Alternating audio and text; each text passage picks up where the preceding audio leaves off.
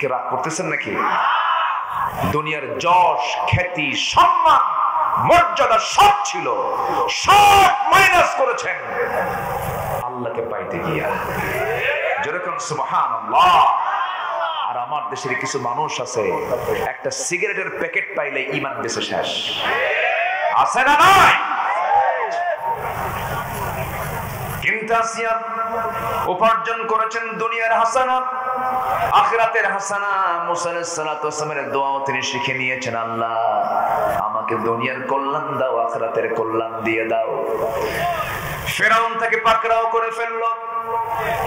আসিয়া বলে ফেলেন, স্বামী আমার, আপনার কাছে আমার যৌবন, আমার কাছে আপনার যৌবন, আমি আপনাকে চাই জাহান্নাম থেকে বাঁচাতে, আপনিও দিনটা গ্রহণ করুন। ফিরআউন বলছে, আসিয়া সব জানি আমি, মুসা সত্য, মুসার রব সত্য, ইসলাম সত্য, সব সত্য, কিন্তু আমি মানবো না। কেন?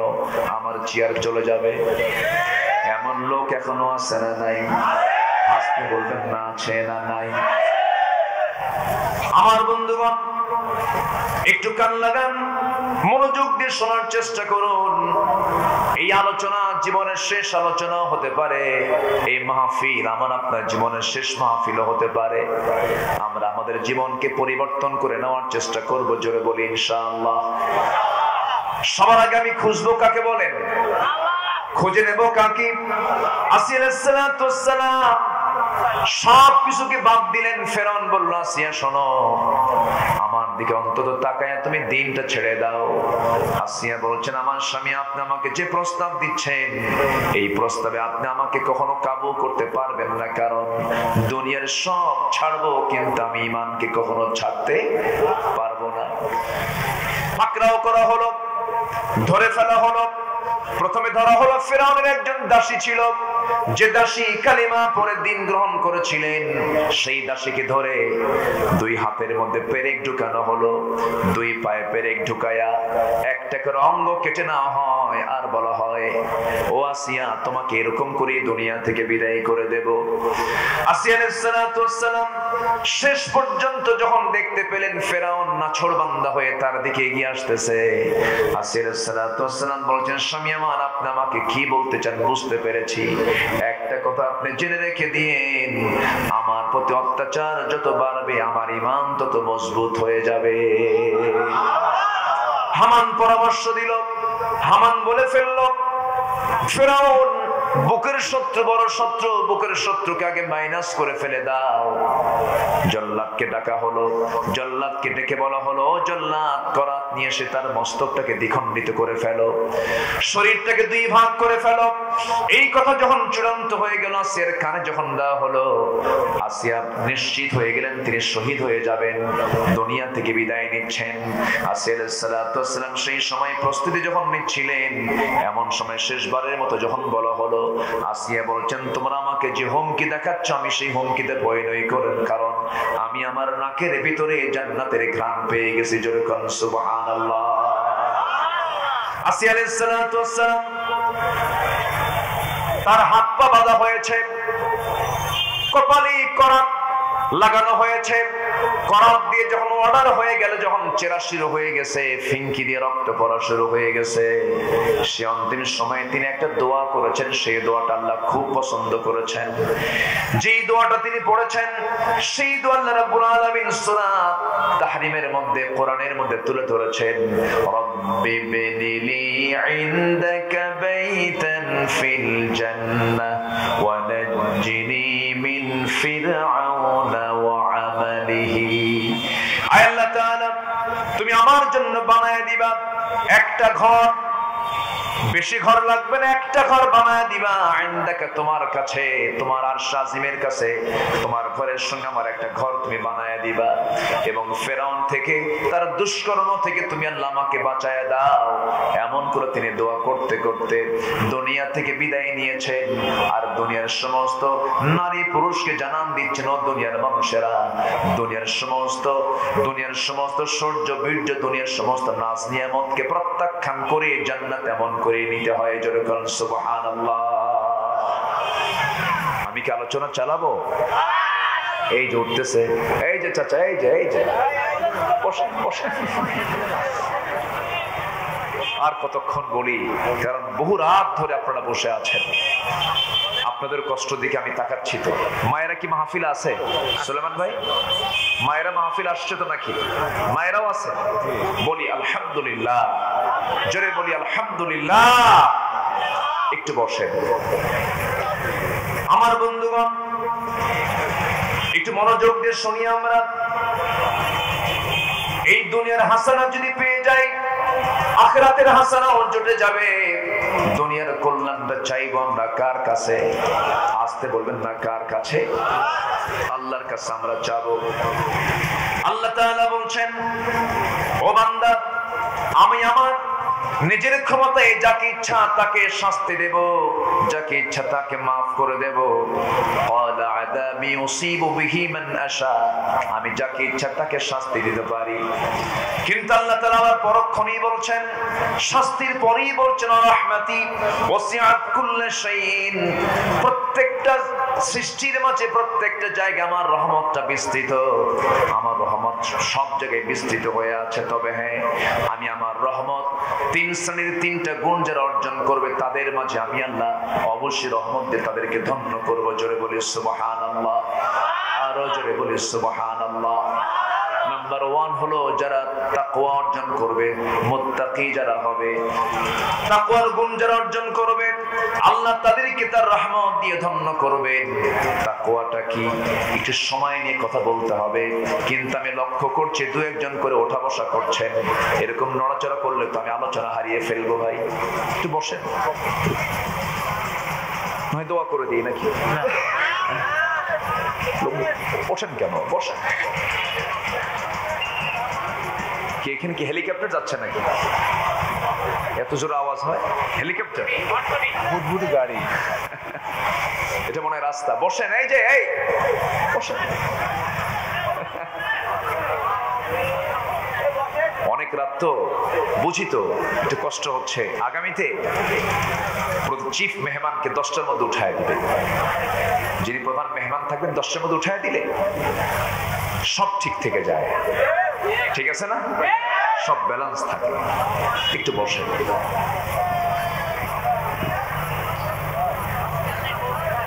আল্লাহ রাব্বুল আলামিন তার রহমত তিনটা গুণ যারা অর্জন করবে তাদের মধ্যে দিবেন। এর মধ্যে 1 নাম্বার হলো তাকওয়া। তাকওয়াটা কি? তাকওয়ার কিছু উদাহরণ দিলে পরে স্পষ্ট হয়ে যাবে।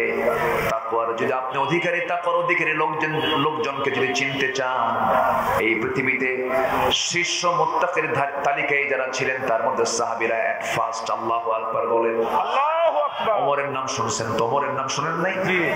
কয় নাম্বার খলিফা বলেন? কয় নাম্বার খলিফা? 2 নাম্বার খলিফা।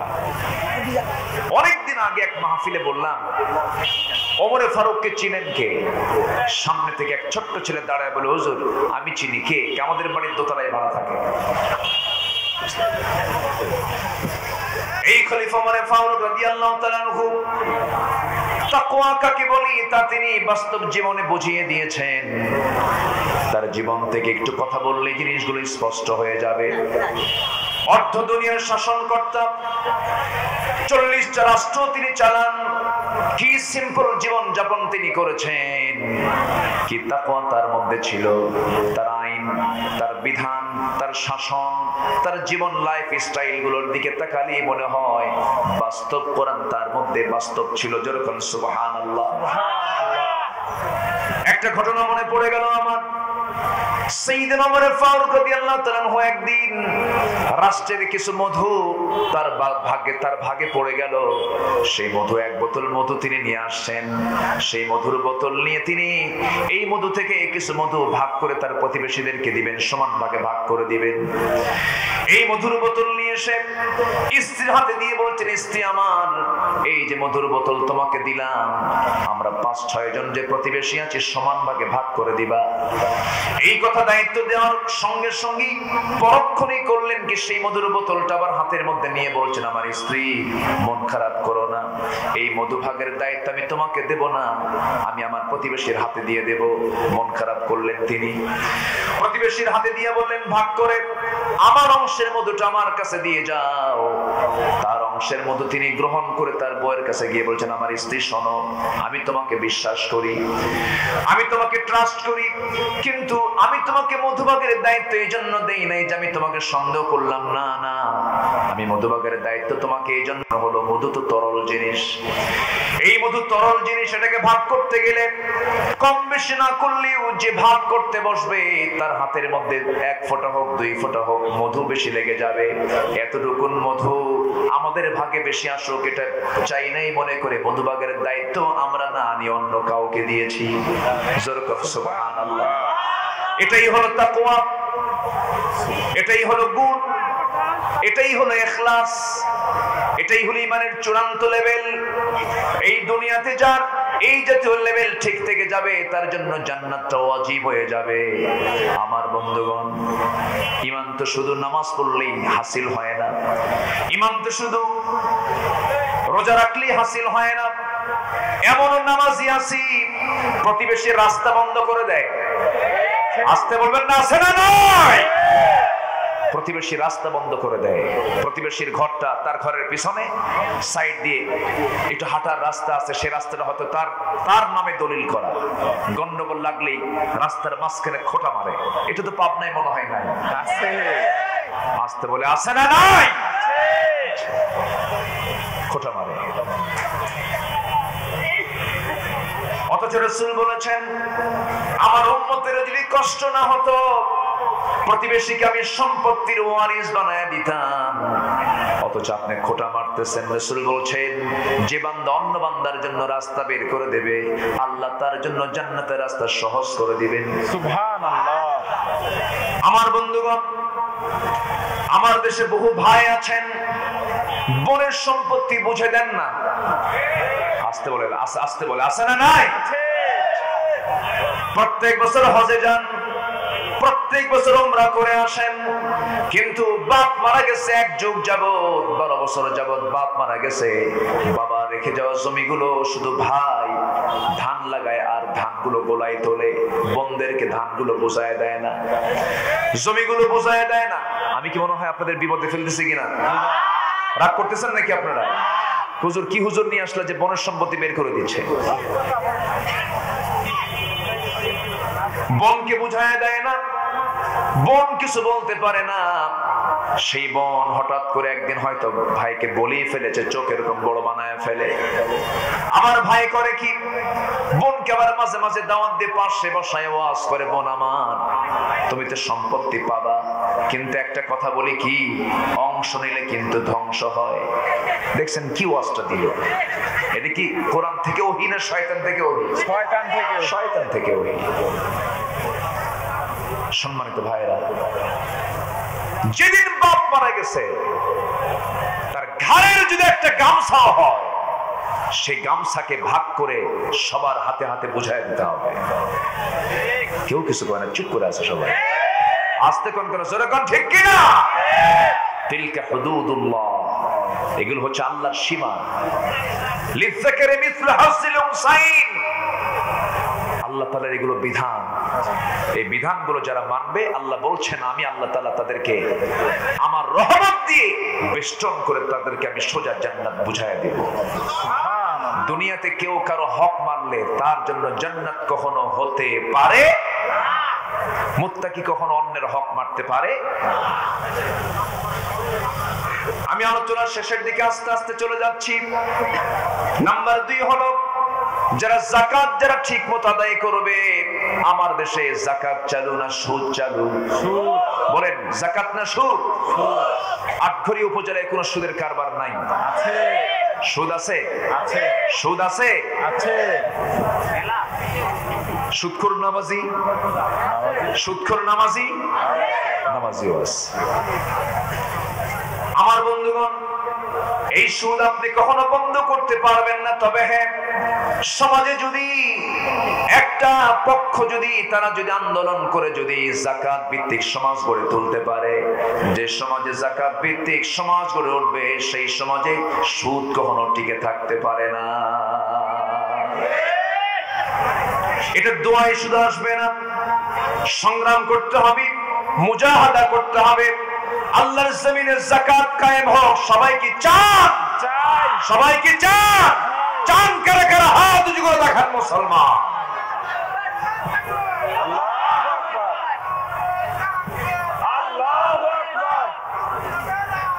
ঘরে ঘরে জালো আল কোরআনের আলো। আল্লাহ কবুল করুন, জোরে বলি আমিন। সম্মানিত ভাইরা, সুদের কারবার করে আপনি হজে যাবেন, সুদের কারবার করে আপনি মসজিদ বানাবেন, মসজিদ ঠিকই হালাল থাকবে, কিন্তু সুদের টাকা দিয়েছেন, আপনাকে এর জন্য আল্লাহর সামনে জবাব দিতে হবে। ঠিক কিনা বলেন? দুঃখ লাগে, আজকে সুদখোরদের দামই বেশি, দাপট বেশি। মসজিদ কমিটির সভাপতি বিশিষ্ট সুদখোর, সেক্রেটারি মদখোর, ক্যাশিয়ার জেনাকার, গাঁজা খায়। আছে কিনা বলেন? আছে কিনা বলেন? খতিব খুতবা দেবে কেমনে?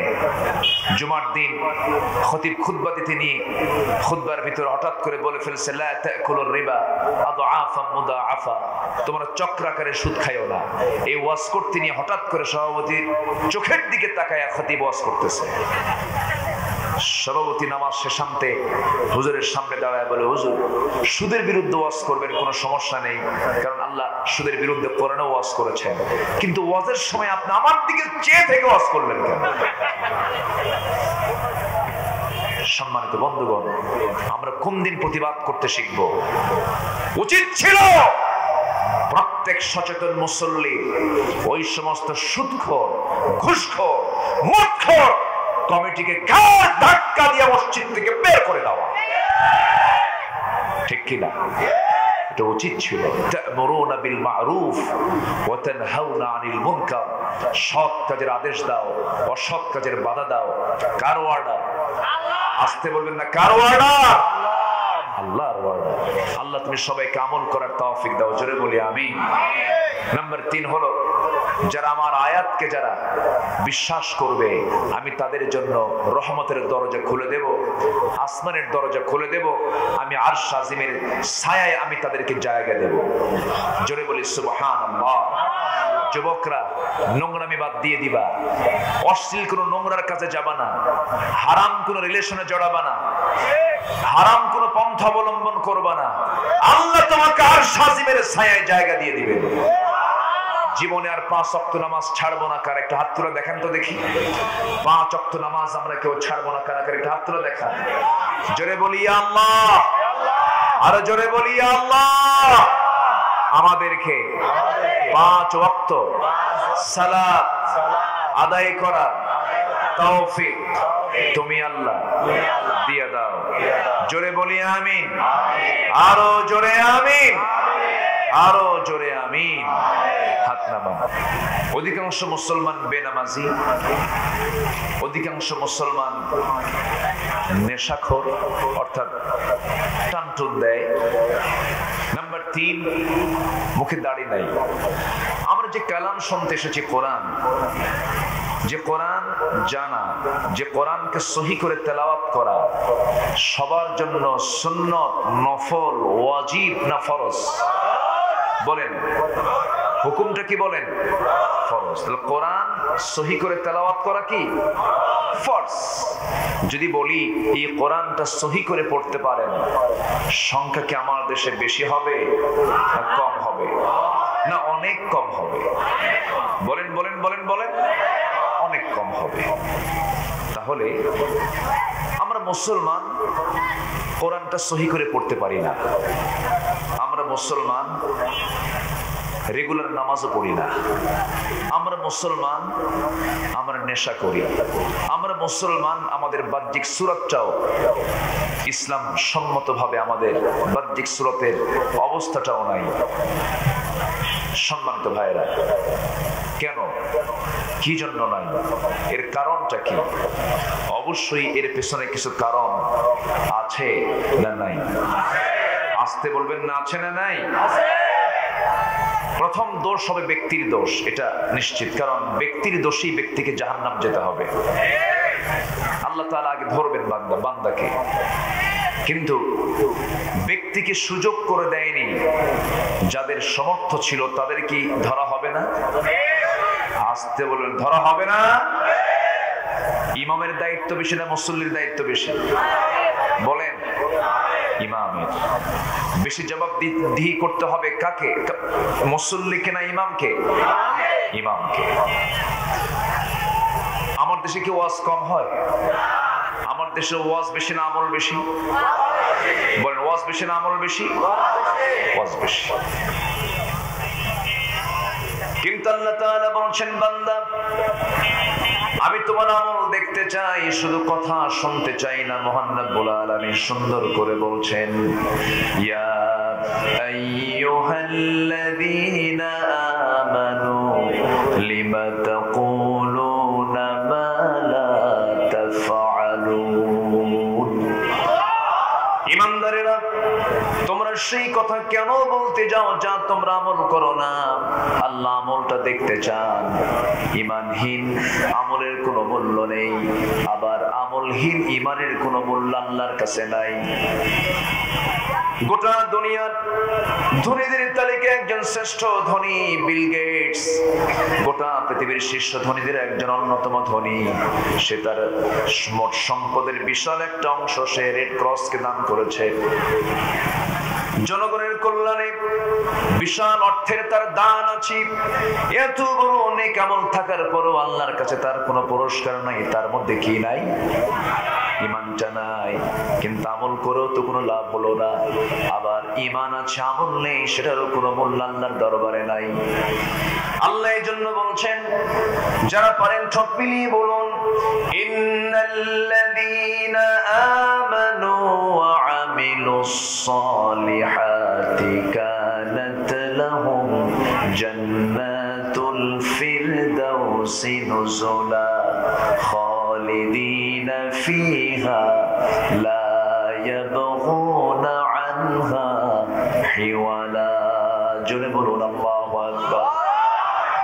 ঈমান যারা আনবে এবং সঙ্গে যারা আমলে সালেহ করবে, নেক আমল করবে, আমি আল্লাহ রাব্বুল আলামিন তাকে জান্নাতুল ফিরদাউসের মেহমান বানায় নেব। জোরে বলি সুবহানাল্লাহ। চলে যাবেন? যাবেন? এখানে বসেন, এখানে বসেন, আমার কাছে আসেন। আমি কি আলোচনা চালাবো? কোনো সমস্যা নাই তো? বসেন, বসেন। তাহলে আমরা ইমানদার হতে চাই, আমল সারা না আমলওয়ালা? বলেন, আমরা ইমানদার হতে চাই, আমল সারা না আমলওয়ালা? আমার দেশে বহু লোকের নামই আছে ঈমান আলী। কি নাম? ঈমান আলী, কিন্তু নামাজ পড়ে না। নাম হলো রমজান আলী। রমজান মাসে দুপুরবেলা ভাত খায়।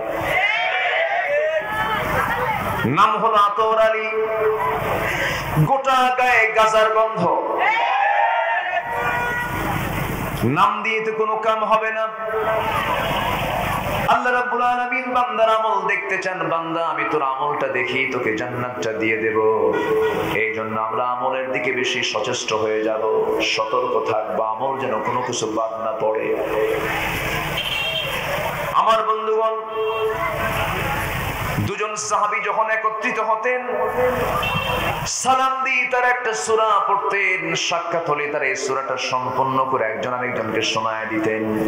যারা পারেন ঠোঁট মিলিয়ে বলুন, ওয়াল আসরি ইন্নাল ইনসানা লাফি খুসরিন ইল্লাল্লাযীনা আমানু ওয়া আমিলুস সালিহাতি ওয়া তাওয়াসাউ বিল হাক্কি ওয়া তাওয়াসাউ বিস সাবর। কালের কসম, সময়ের কসম, মানুষ নিঃসন্দেহে ক্ষতির মধ্যে নিমজ্জিত। তবে সেই সমস্ত লোকগুলো ক্ষতির আওতামুক্ত যাদের মধ্যে চারটা গুণ পাওয়া যাবে। এর মধ্যে এক নাম্বার গুণ হলো যারা ঈমান এনেছে। কি এনেছে বলেন? ঈমান এনেছে, নাম্বার 2 হলো নেক আমল করেছে, নাম্বার 3 হলো হকের উপদেশ দিয়েছে, নাম্বার 4 হলো ধৈর্যের উপদেশ দিয়েছে। এই 4টা কাজ যারা করবে তারা কখনো ক্ষতিগ্রস্তের অন্তর্ভুক্ত হবে না। কার কথা? আসতে বলবেন না, কার কথা? আমি কি আলোচনা চালাবো? 2-1 করে যে উঠে দেখতেছি।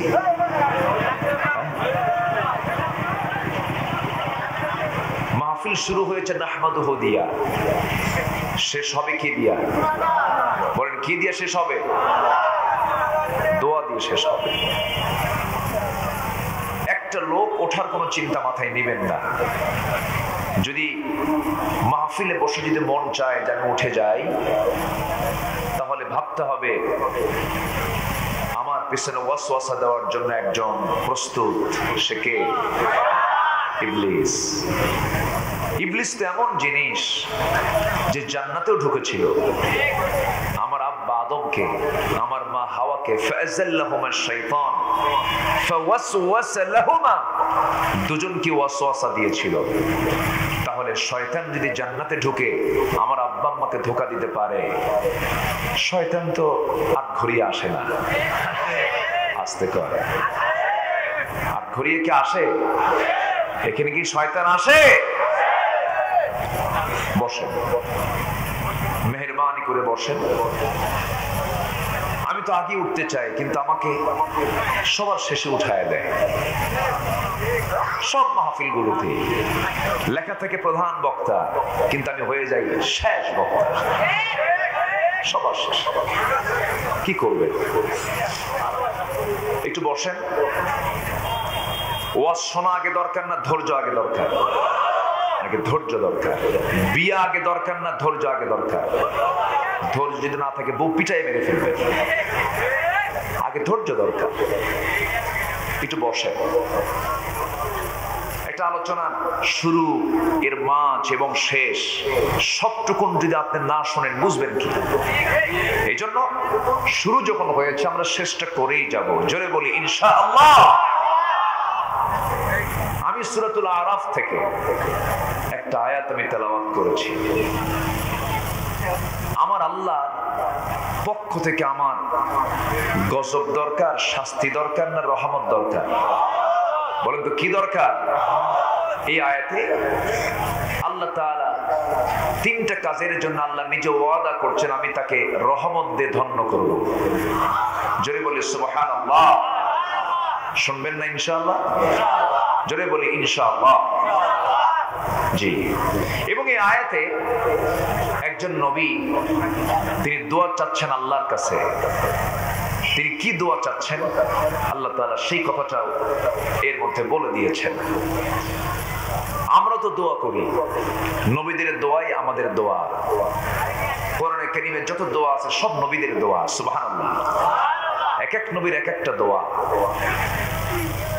যেমন আমাদের সবার আদি পিতা আদম আলাইহিস সালাম যে দোয়াটা করেছেন সেই দোয়াটা আল্লাহ রাব্বুল আলামিন করেছেন। যারা পারেন আওয়াজ দিয়ে দিয়ে সুন্দর করে দিল থেকে বলেন, রব্বানা যালামনা আনফুসানা ওয়া ইল্লাম তাগফির লানা ওয়া তারহামনা লানাকুনান্না মিনাল খাসিরিন। আদম করেছেন এই দোয়া। ইব্রাহিম আলাইহিস সালাম কি দোয়া করেছেন সবাই বলেন, রব্বানা তাকাব্বাল মিন্না ইন্নাকা আনতাস সামিউল আলিম ওয়া তুব আলাইনা ইন্নাকা আনতাত তাওয়াবুর রহিম। ইউনূস আলাইহিস সালাম কি দোয়া করেছেন? যারা পারেন ঠোঁট মিলিয়ে বলেন, ওই মাছের পেটের ভিতর থেকে তিনি দোয়া করেছেন যে দোয়া, লা ইলাহা ইল্লা আনতা সুবহানাকা ইন্নী কুনতু মিনাজ জালিমিন। বিপদে পড়লে আমরা এই দোয়াটাই পড়বো। জোরে বলি ইনশাআল্লাহ। বিপদের দোয়া এটা। যে কোনো বিপদে পড়ে গেছেন এই দোয়াটা পড়বেন।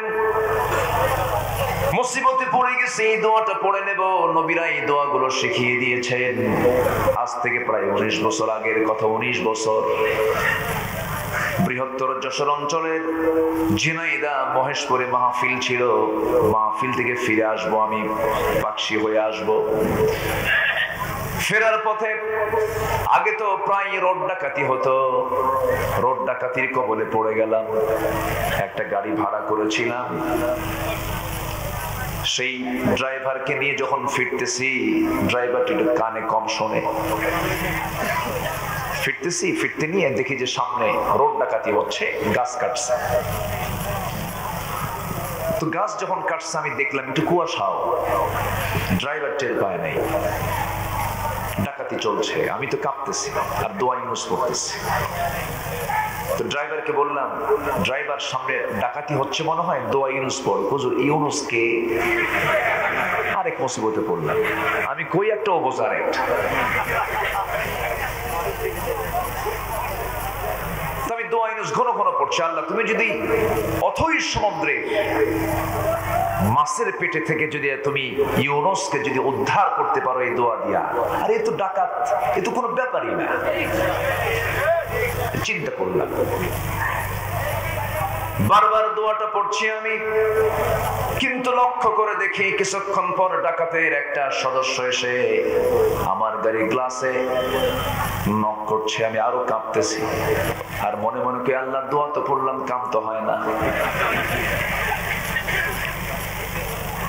বারবার যখন টোকাচ্ছে, টোকা দিচ্ছে, নখ দিচ্ছি, আমি তো বারবার কাঁপতেছি, কারণ ওরা তো ওই সময় হিতাহিত কোনো জ্ঞান রাখে না, জোরপূর্বক তারা হিট করে রক্তাক্ত করে ফেলে। বারবার দোয়া ইউনুস পড়ছি আমি, ড্রাইভারকে বুঝায় বললাম, কিন্তু কিছুক্ষণ পর দেখি সামনের একজন সদস্য তাকে ডাক দিল, সে চলে গেল। আল্লাহ বাঁচায় দিলেন। বাঁচাতে পারেন না, বাঁচাতে পারেন না। যে কোনো বিপদে মুসিবতে আল্লাহর কাছে আমরা চাবো, যদি দোয়া কবুল হয়ে যায় তো ভালো, তাড়াতাড়ি পেয়ে গেলাম। যদি দোয়া কবুল হতে দেরি হয়, ভাববেন আল্লাহ আপনার দোয়াটা দেরিতে কবুল করবেন। আর যদি এই দুনিয়াতে না দোয়া কবুল হয়, আল্লাহ তাআলা আপনাকে এর পুরস্কার জান্নাতে দিয়ে দিবে। দোয়া করেছেন আইয়ুব আলাইহিস সালাতু ওয়াস সালাম। 18 বছর কুষ্ঠ রোগে আক্রান্ত, গোটা শরীরে ঘা পর্যন্ত পৌঁছে গেছে। ঘাতে ঘাতে তার গোটা চামড়া গুলো সব তেকে হয়ে গেছে, পোকা জন্ম দিচ্ছে। সেই ঘা গুলো যখন জিহ্বা পর্যন্ত পৌঁছে গেছে, আল্লাহর জিকির করতে কষ্ট হয়। একটা বারের জন্য মনক্ষুণ্ণ হননি তিনি। এবার তিনি আল্লাহ বলছেন, আল্লাহকে লক্ষ্য করে, আল্লাহ যে জিহ্বা দিয়ে তোমার নামের জিকির আদায় করি, সেই জিহ্বা যদি অচল হয়ে যায়, তোমার নামের আমি জিকির করবো কেমনে? ইন্নী মাসসানিয়াদ-দুররু ওয়া আনতা আরহামুর রাহিমিন। জোরে বলুন আল্লাহু আকবার। আল্লাহ তার দোয়া কবুল করলেন, হারানো যৌবন ফিরে পেলেন, সবকিছু ফিরে পেলেন। চাইলে পাওয়া যায় কার কাছে? পৃথিবীর কারো কাছে আপনি চাবেন, আপনি ঠকে যাবেন, আপনি অপমানিত হয়ে যাবেন। চাইতে যদি হয় ওয়াইদাস্তাআনতা ফাস্তাইন বিল্লাহ, চাইতে যদি হয় একমাত্র কেবলমাত্র চাইবো আমরা কার কাছে? আসতে বলবেন না, কার কাছে? আল্লাহর কাছে। আল্লাহ ছাড়া কারো কাছে চাওয়াই জায়েজ নাই। কারো কাছে কিছু চাওয়া যাবে না, কারো কাছে কিছু বলা যাবে না। আমার মনের ভিতরে যা কিছু লুকানো আছে সব জানেন তিনি আমার কে। আসতে বলবেন না, তিনি আমার কে। সবার আগে আমরা সম্পর্ক করব কার সাথে? আসতে বলবেন না, কার সাথে? আল্লাহর সাথে। আমার নবীজি দোয়া করেছেন, দেখেন কেমন দোয়া করেছেন। আমার নবীর দোয়াটা ছিল, সবাই আওয়াজ দিয়ে দিয়ে বলেন, উজাড় কণ্ঠে বলেন, রব্বানা আতিনা ফিদ দুনিয়া হাসানাতাও ওয়া ফিল আখিরাতি হাসানাতাও ওয়া কিনা আযাবান নার ওয়াজআলনাল জান্নাতা মা'আল আবরার। জোরে বলুন আল্লাহু আকবার। ঠিক একই দোয়া আমি যে আয়াত থেকে তেলাওয়াত দিয়ে শুরু করেছি সে আয়াতের শুরুতে আল্লাহর পয়গম্বর একজন ছিলেন যিনি আল্লাহর সঙ্গে সরাসরি কথা বলেছেন, একজন পয়গম্বর। সবচেয়ে রাগী মানুষ ছিলেন, মেজাজি মানুষ ছিলেন, ফেরাউনকে মোকাবেলা করেছেন। এবং এই পৃথিবীতে একজন পয়গম্বর যিনি আল্লাহর সঙ্গে ডাইরেক্ট কথোপকথন করেছেন, সেই পয়গম্বরটার নাম কি সবাই বলেন? মুসা আলাইহিস সালাতু ওয়াস সালাম। প্রশ্ন করছি, মনোযোগিতা যেন না হেরে যায়, সবাই তো জানেন, এরপর আমি প্রশ্ন করছি। এই মুসা আলাইহিস সালাতু ওয়াস সালাম তিনি সেই একই দোয়া করেছেন। তিনি বলছেন, আল্লাহকে লক্ষ্য করে বলছেন, ওয়াক্তুব লানা ফি হাযিহিদ দুনিয়া হাসানাতাও ওয়া ফিল আখিরাতি ইন্না হুদনা ইলাইক। ও আল্লাহ, তুমি আমাদের জন্য লিখে দিও, এই দুনিয়ার জন্য হাসানা দিও, আখিরাতের জন্য হাসানা দিও, কল্যাণ দিও। আমার বন্ধুগণ, দুনিয়ার কল্যাণটা সবাই পায় না। টাকা থাকলে যে সে সুখী তা কিন্তু নয়। হাজার হাজার কোটি টাকার মালিক, কিন্তু ছেলে ইয়াবা খায়, বাবা খায়, গাঁজা খায়, ছেলে বাপকে পিস্তল ধরে, আছে না নয়? অসংখ্য পিতা আমাদের কাছে এসে চোখের পানি ফেলে কাঁদে আর বলে, হুজুর সন্তানটা নষ্ট হয়ে গেছে। আজকে যুবকদের হাতে এই সমস্ত নেশা জাতীয় দ্রব্য তুলে দিয়েছে কারা? আজকে যুব সমাজ একটা বিশাল অংশ নেশাক্রান্ত, চরিত্র তাদের শেষ, নেশার মধ্য দিয়ে তাদের জীবন শেষ। যুবকরা, যে নেতা তোমার হাতে মদের বোতল তুলে দেয়, যে নেতা তোমার হাতে ইয়াবা তুলে দেয়, যে নেতা তোমার হাতে অস্ত্র তুলে দেয়, যে নেতা তোমার হাতে নারী তুলে দেয়, যে নেতা তোমাকে নামাজের কথা বলে না, সেই নেতৃত্বের মুখে আমরা জুতা মারি, থুতু মারি। রাজি আছেন কারা কারা? হাত উঁচু করে দেখান মুসলমান।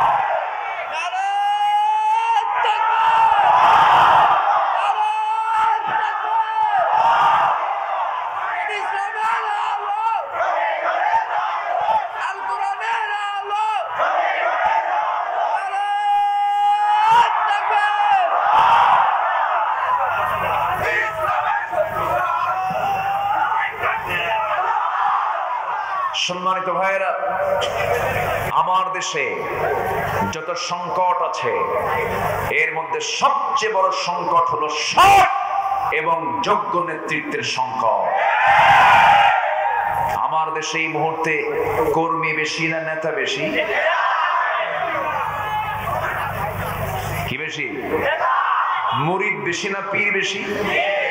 পীরই বেশি। সালা পীর, তেনা পীর, আওলা পীর, মেন্টা পীর, আছে না নয়?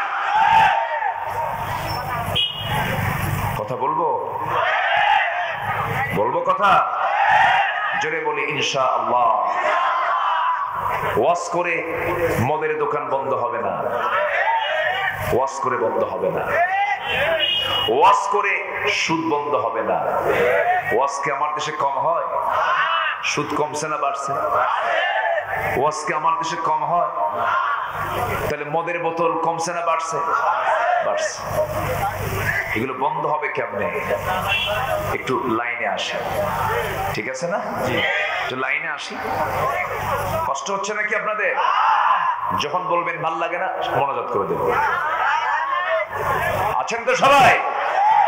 একটা লোক উঠবে, চারজন উঠছেন, এবার উঠলে কিন্তু ধমক খাবেন। একটু মজা করে বলতেছি, বসে। কত রাত তো চলেই গেল আমাদের, কত রাত গেছে না? আজকে রাতটা না একটু কোরআনের রাত হোক।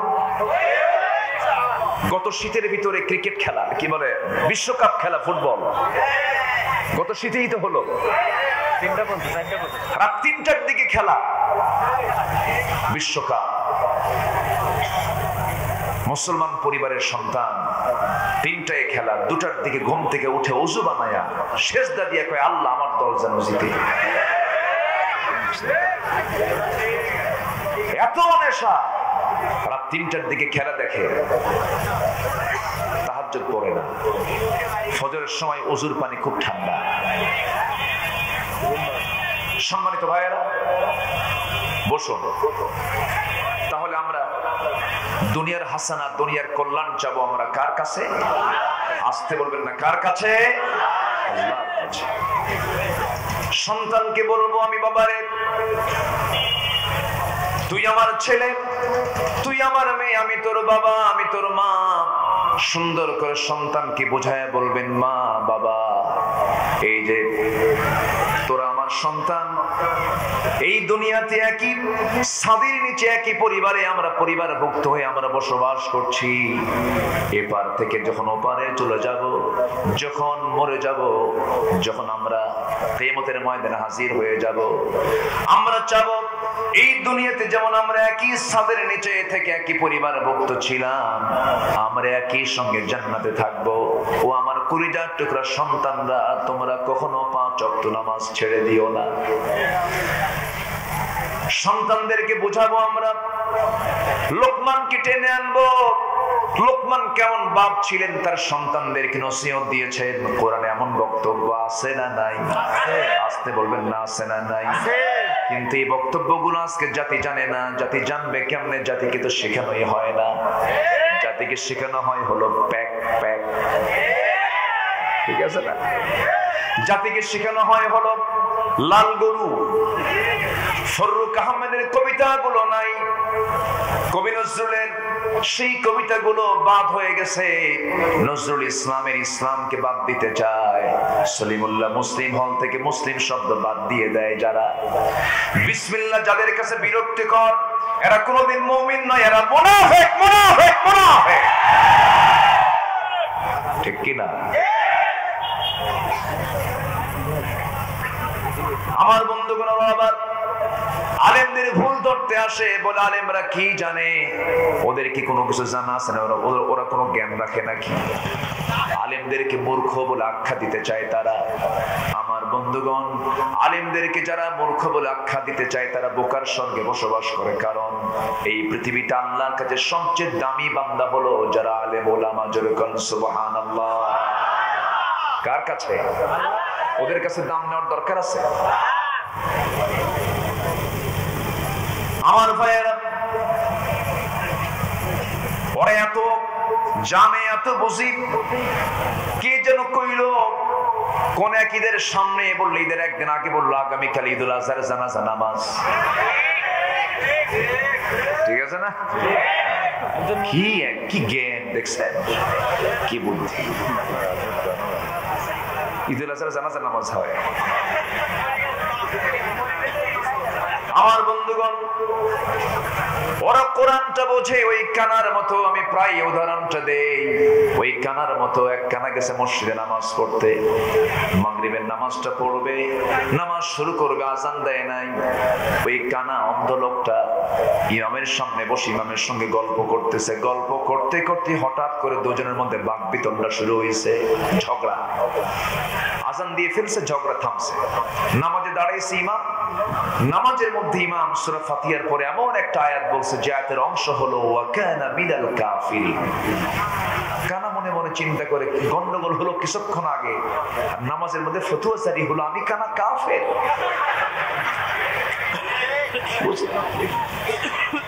প্রচন্ড মেজাজ গরম,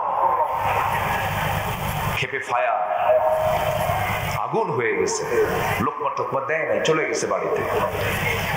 পরের দিন সন্ধ্যায় আবার নামাজ পড়তে আসছে ওই অন্ধ লোকটা, কানা লোকটা। এদিকে যিনি ইমাম তার আবার একটা পা হলো খাটো, ন্যাংরা গোছের, ন্যাংরা সাইজের। তো আগের দিন সন্ধ্যায় যে সূরা দিয়ে নামাজ পড়ছে, এই পরের দিন সন্ধ্যা ওই সূরা দিয়ে নামাজ ধরছে। যখন সে শুনেছে ওয়া কানা মিনাল কাফিরিন, পিছন দিক থেকে এই কানা নিজেকে নিয়ন্ত্রণ করতে না পেরে নামাজের মধ্যে উল্টা লোকমা ও ল্যাংড়ানা মিনাল ফাসিকিন। আমি কানা যদি ন্যাংরা হই, আমি কানা যদি কাফের হই, তুই ন্যাংরা হলে ফাসিক। সম্মানিত ভাইরা, এরা কোরআন বুঝো এই কানার মতো। যদি বুঝতো জগতের শ্রেষ্ঠ সন্তান আলেমদের সঙ্গে কেউ বেয়াদবি করার সাহস পেত না। সম্মানিত ভাইরা, কথা তো অনেক জমা হয়ে আছে, অনেক কথা জমা হয়ে আছে। তবে আকলমন্দ ইশারা বা সচেতন ব্যক্তির জন্য ইঙ্গিতটা যথেষ্ট। যত বড় জালিম পৃথিবীতে আসুক, ফেরাউনের চাইতে বড় জালিম কেউ আসবে না। সেই ফেরাউনকে কিন্তু সুবায়া মারছে। আসতে বলবেন না কে? সে আল্লাহ তো নাই। আসতে বলবেন না আছে না নাই? আল্লাহ দেখেন না? আল্লাহ শোনেন না? আল্লাহ কোথায়? আল্লাহ কোথায় আছেন? আরশ আজিম কত দূর, কত দূর, যেটা মানব চিন্তার বাইরে। মানুষ কখনো তার নিজের চেষ্টায় সেই জায়গায় যেতে পারবে।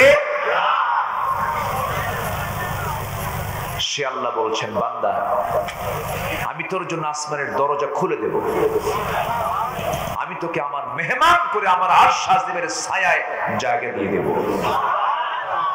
এটি কি ছোটখাটো কোনো অফার? ছোটখাটো কোনো অফার বলেন? কাদের কি দিবেন জায়গা? আসুন সে লাইনেও কিছু কথাগুলো বের করি। রহমত দিবেন কয়টা গুণ অর্জন করলে পরে? এটাও এই প্রসঙ্গে আমি আলোচনার দিকে আস্তে আস্তে যাচ্ছি। এখন একজন বান্দার জীবনে সবচেয়ে আপন প্রিয়জন বন্ধু তিনি একজনই, তিনি আমার কে? আল্লাহ। সে আল্লাহ এখন আছেন কোথায়? আরশ আজিম। আমরা কি নিজের কোনো বিমানে চলে যেতে পারবো? বলেন পারবো যেতে? আমরা যেখানে বসে আছি এখান থেকে এই মহাশূন্য, এরপর আকাশ, আমরা নীল আকাশ দেখতে পাই। রাতের বেলা চাঁদ দেখি, দিনের বেলা সূর্য দেখি। রাতে চাঁদের পিছনে মাসাবিহ, অসংখ্য তারকারাজি দেখি। যদি কোনো বান্দা চেষ্টা করে, চাঁদ তো দেখলাম, মঙ্গল গ্রহ দেখলাম, একটু সূর্য দেখতে যাব, পারবে? সূর্যের তাপ আছে না নাই? সম্ভব যাওয়া? সূর্য হলো পৃথিবী থেকে 13 লক্ষ গুণ বড়। মানুষ চাঁদে গেল, মঙ্গল গ্রহে গেল, মানুষ যদি চিন্তা করে সূর্যের কাছে যাব না, তবে একটা তারকা দেখতে যাব, তারকার দেশে যাব আমি। এক একটা তারকা আছে, ব্যাটেল জুইস একটা তারকা আছে, যে তারকা সূর্যের চাইতে 1 গুণ নয়, 2 গুণ নয়, ওই সূর্যের চাইতে 33 কোটি গুণ বড় একটা তারকা। জোরে বলে সুবহানাল্লাহ। 33 কোটি গুণ বড় একটা তারকা। এক একটা গ্যালাক্সির ভিতরে 300 বিলিয়ন করে তারকা এক একটা গ্যালাক্সির মধ্যে মহান রব্বুল আলামিন রেখে দিয়েছেন। আমার আল্লাহ বলছেন, বান্দা আমি তো ছোটখাটো কোনো রব নই, আমার পরিচয় হলো রব্বুল আলামিন। রব্বুল আলামিন এক জগৎ না সব জগৎ? সব জগতের তিনি মালিক। সে আল্লাহ রব্বুল আলামিন সেই তারকা, অসংখ্য তারকা মহাশূন্যে ঝুলিয়ে রেখেছেন। যদি কোনো মানুষ চিন্তা করে চাঁদের দেশে মানুষ গেছে, মঙ্গল গ্রহে মানুষ গেছে, একটু তারকার দেশে দেখতে যাব আমি, দুনিয়ার কোনো বিমানে চড়ে হবে না, দুনিয়ার কোনো হেলিকপ্টারে চলে হবে না। তবে হ্যাঁ, যদি কোনো বান্দা চেষ্টা করতে চায়, নভোযান নিয়ে চিন্তা করতে পারে, চেষ্টা করতে পারে। অ্যাপোলো 11 নামে একটা নভোযান আছে, যার ঘন্টার গতি হলো 39,000 কিলোমিটার। 39,000 কিলোমিটার বেগে ঘন্টায় ওই অ্যাপোলো 11 চলে যদি কোনো বান্দা যদি রওনা দেয়, সেই তারকার দেশ, পৃথিবীর সবচেয়ে নিকটবর্তী তারকার দেশ হলো প্রক্সিমা সেন্ট্রাই।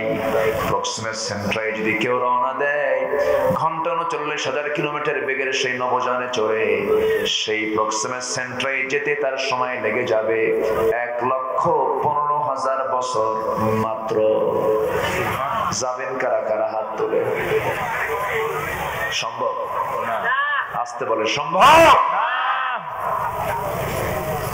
আমার বন্ধুগণ, মাত্র নিকটবর্তী তারকার কথা বললাম আমি। এমন কিছু তারকা আছে যে তারকার আলো আজ পর্যন্ত পৃথিবীতে আসে নাই, এত দূরে সেই তারকার অবস্থান এই মহাশূন্য। আর সেই মহাশূন্যের মাঝে ছোট্ট পৃথিবীর ছোট্ট একটা ভূখণ্ডের একটা এলাকার একটা জনের একটু পাওয়ার পাইছে, চেয়ার পাইছে, কি হলো রে? আছে না নয়? কিচ্ছু হওনি, তুমি কিছুই হও নাই, শুধু লুজ মোশন। একটু ডায়রিয়া হলেই বউরে বলবো আম্মা, হুঁশ থাকবে না, বেহুশ হয়ে যাবা। খুলিকাল ইনসানু দাঈফা, মানুষকে সৃষ্টি করা হয়েছে খুব দুর্বল করে। অহংকার দেখায়ও না, অহংকার আছে যা, ধ্বংস পতন আছে তা, ঠিক কি না? কেউ টিকতে পারে না। সম্মানিত ভাইয়েরা, ফেরাউন কি না করে নাই, অনেক কিছু করেছে। ক্ষমতাকে পাকাপোক্ত করার জন্য 40,000 শিশুকে মস্তক ছিন্ন করেছে, হত্যা করেছে। এমনকি নিজের ক্ষমতাকে পাকাপোক্ত করার জন্য নিজের ঘরের বউ আসিয়া আলাইহিস সালাতু ওয়াস সালামকে দুনিয়া থেকে চিরবিদায় করে দিয়েছে। এমন নোংরা রাজনীতি করেছে ফেরাউন। শেষ পর্যন্ত ফেরাউনের পতন হয়েছে কোন দরিয়ায়? আসতে বলবেন কোন দরিয়ায়? মিস্টার ফেরাউন এখনো আছে না নাই? তাজা না মরা? তাজা না শুটকি? শুটকি হয়ে শীত হয়ে পড়ে আছে, মাথার কিছু চুলও আছে, চামড়াও আছে। আমি ফেরাউনকে দেখেছি, কি দাপট ছিল তা। মিশিয়ে দিয়েছেন তিনি আমার কে? আসতে বলবেন না তিনি আমার কে? চিন্তা করেন, আসিয়া আলাইহিস সালাতু ওয়াস সালাম ইসলাম কবুল করলেন। ফেরাউন তাকে বলে ফেললো, আসিয়া আমি শুনলাম তুমি নাকি ইসলাম কবুল করেছো। আসিয়া বলেন, স্বামী আমার শুনবেন কেন? দেখেন, লা ইলাহা, বুকে কোনো ভয় আছে? বুকে কোনো ভয় আছে? সঙ্গে সঙ্গে হলো কি, তেলে বেগুনে খেপে গেল ফেরাউন। ফেরাউন বলে ফেলল, আসিয়া আমি তোমাকে কি দেই নাই, আমি তোমাকে সম্মান দিয়েছি। তুমি হলে ফার্স্ট লেডি অফ ইজিপ্ট, এই মিশরের তুমি ফার্স্ট লেডি। আমার পরেই তোমার স্থান, আমার পরেই তোমার মর্যাদা, দ্বিতীয় নাগরিক তুমি এই মিশরে। আমি তোমাকে যশ খ্যাতি সবকিছু, সামাজিক মর্যাদা সবকিছু দিলাম। এত বড় বেঈমানি করলাম। আমার সাথে দেখেন বেঈমান কি কয়, নিজেই বেঈমান হয়ে বউটা কি এই কথা যখন বলে ফেলেছে, সঙ্গে সঙ্গে আসিয়া বলছেন, আমার স্বামী আপনি আমাকে কিসের ভয় দেখাচ্ছেন জানি না, তবে আমি যে মহা সত্য খুঁজে পেয়েছি, হাসতে হাসতে মরে যাব কিন্তু বাতিল শক্তির কাছে মাথা নত করব না। আল্লাহু আকবার বলেন। আসিয়ার কি দুনিয়ার মর্যাদা কম ছিল? একজন রাজার স্ত্রী, একজন রাষ্ট্রনায়কের বউ। আচ্ছা, চেয়ারম্যান বড় না চেয়ারম্যানের বউ বড়? ভালো করে তানভীর ভাই চলে গেছে। বলেন তো, চেয়ারম্যান বড় না চেয়ারম্যানের বউ বড়? বউ? হ্যাঁ, বউ কিন্তু কম পাওয়ার না, মিসেস চেয়ারম্যান, বিশাল ব্যাপার। এক রাজা প্রজার মাঝে ঘোষণা করেছে, যে প্রজা বইয়ের কথা শোনে তাকে একটা করে ডিম দেওয়া হবে, আর যে প্রজা বইয়ের কথা শোনে না তাকে একটা করে ঘোড়া দেওয়া হবে। সারাদিন চলে গেল, অধিকাংশই খুঁজে পাওয়া যাচ্ছে বইয়ের কথা শোনা লোকই বেশি। বিকাল বেলা সন্ধ্যার আগ দিয়ে এক বেচারি এসে বলে, রাজা মশাই জীবনে কোনোদিন বইয়ের কথা শুনি নাই। রাজা বলে, আস্তা বলে যাও, একটা ঘোড়া তুমি নিয়ে চলে যাও। সে করছে কি, অনেকগুলো ঘোড়ার মাঝ থেকে একটা কালো ঘোড়া নিয়ে চলে গেছে বাড়িতে। বউ বললো, কালো ঘোড়া পাইলে কই? রাজা আমাকে উপহার দিয়েছে। তো উপহারের ঘোড়া নিয়ে আসছো, তো কালো নিয়ে আসছো, কোনো লাল ঘোড়া পাও নাই? আচ্ছা ঠিক আছে, এটা চেঞ্জ করে লাল ঘোড়া নিয়ে আসে। কি কথা কি বুঝতেছে? সে ব্যাক করে আবার চলে আসছে। রাজামশাই ঘোড়া তো দিলেন, কিন্তু ঘোড়া তো কালো হয়েছে, এটা লাল হলে ভালো হয়। রাজা বলল তোর এই পরামর্শ দিল কি? এখন বলতেছে বউ আমারে শিখায় দিল। রাজা বলে ঘোড়া থুইয়া ডিম নিয়ে যা। সন্ধ্যা হয়ে গেছে। সন্ধ্যার পরে রাজা এখন রানীর সামনে হাজির। রানী মুস্কি মুস্কি হাসে আর বলে রাজামশাই পাইছেন কি, পাইছেন কি? বইয়ের কথা শোনে না এমন লোক পাইছেন কি? পাইছিলাম একটা, তাও দেখি আবার পরে দেখি বইয়ের কথাই শোনে। রানী এখন বলছে রাজা যারা বইয়ের কথা শুনে তাদেরকে এত ঠকান ভালো না, আপনি একটা করে ডিম দিবেন, এটা কেমন হয়? একজনকে দিবেন ঘোড়া, আরেকজনকে দিবেন ডিম, এটা খুব কম বেশি হয়ে যায়। অতএব যারা বইয়ের কথা শোনে তাদেরকে একটা করে ডিম না দিয়ে 5 কেজি করে চাল দেন, কিছু উপকার হবে। কাজটা ঠিক আছে। পরের দিন সকালবেলা উজিরদের নিয়ে বৈঠক শুরু হয়েছে। মন্ত্রী বৈঠকে রাজা বলে দেখো যে সিদ্ধান্ত নিয়েছিলাম যারা বইয়ের কথা শোনে তাদেরকে একটা করে ডিম দেওয়া হবে, এটা না দিয়ে 5 কেজি করে চাল দেওয়া হোক। খাদ্য মন্ত্রী বলে রাজামশাই এই পরামর্শ আপনাকে দিল কে? বউ আমার শিখায় দিল। তাহলে এখন বলেন রাজাও শোনে, প্রজাও শোনে। এখন বলেন বলেন চেয়ারম্যান বলো না চেয়ারম্যানের বউ বলো? জোরে বলুন ইয়া রাব্বাল আলামিন, ইয়া রাব্বাল আলামিন। সবাই আমরা একটু এখন আল্লাহর কাছে চাবো, আল্লাহর কাছে প্রার্থনা করব। অনেকে দীর্ঘ সময় ধরে কালেকশন হয়েছে, আমার আগের মেহমান করেছেন। মাদ্রাসার উন্নয়ন ছাড়া তো মাদ্রাসার ভবিষ্যৎ কল্পনা করা যায় না। এই জন্য এই দেশের সাধারণ মানুষের খেটে খাওয়া অর্থ লাউ আর কুদু বেচার টাকা দিয়ে এই মাদ্রাসাগুলো চলে। আল্লাহ তুমি এই মাদ্রাসাকে তুমি আল্লাহ কবুল মঞ্জুর করে দাও। নগদ কিছু টাকা দিয়েছেন আর 20 কেজি পেঁয়াজ দিয়েছেন। একজন আবাদী শস্য থেকে কিছু শস্য তিনি দান করেছেন। সোহেল নাম আল্লাহ কবুল করে নেন, জিন্দেগির গুনাহগুলো মাফ করেন। আমরা এখন সোজা দোয়ার দিকে যাব, আমরা আল্লাহর কাছে চাবো। আল্লাহুম্মা আমিন। ربنا ظلمنا أنفسنا وإن لم تغفر لنا وترحمنا لنكونن من الخاسرين। গভীরাত নিঝুম রাত হাজারো মুসলমান নরনারীকে নিয়ে তোমার কালাম থেকে কিছু কথা বলেছি। গুনার বোঝা মাথায় নিয়ে কাঙ্গাল ফিকারের মতো দুটো হাত পেতেছি। আল্লাহ গুনার দিকে নজর দিও না, বান্দা মনে করে তামাম জীবনের গুনাহগুলোকে মাফ করে দাও। আব্বা আম্মা যারা চলে গেলেন জিন্দেগির গুনাহগুলো মাফ করে দাও, কবরগুলোকে জান্নাতের টুকরা বানায়া দাও। আব্বা আম্মার জন্য কি দোয়া তাও শিখিয়ে দিয়েছো। রব্বির হামহুমা কামা রব্বায়ানি সগীরা, রব্বির হামহুমা কামা রব্বায়ানি সগীরা। ও আল্লাহ বিশেষ করে মাহফিলটার আয়োজন যারা করলেন, শোনার জন্য যারা আসলেন, বিনিময়ে কিয়ামতের কঠিন ময়দান যেদিন কেউ কাউকে চিনবে না, এমনকি মা সন্তানকে পর্যন্ত স্বীকার করে বসবে, সেই কঠিন মুসিবতের দিন এই মাহফিল সবার জন্য নাজাতের মাধ্যম তুমি আল্লাহ বানায় দিও। আল্লাহ তাআলা এই মাদ্রাসার শুরু থেকে নিয়ে আজ পর্যন্ত যারা শ্রম দিয়েছেন, অর্থ দিয়েছেন, জমি দিয়েছেন, মেহনত দিয়েছেন, আল্লাহ তুমি সবার অংশগ্রহণকে তুমি আল্লাহ কবুল আর মঞ্জুর করে নাও।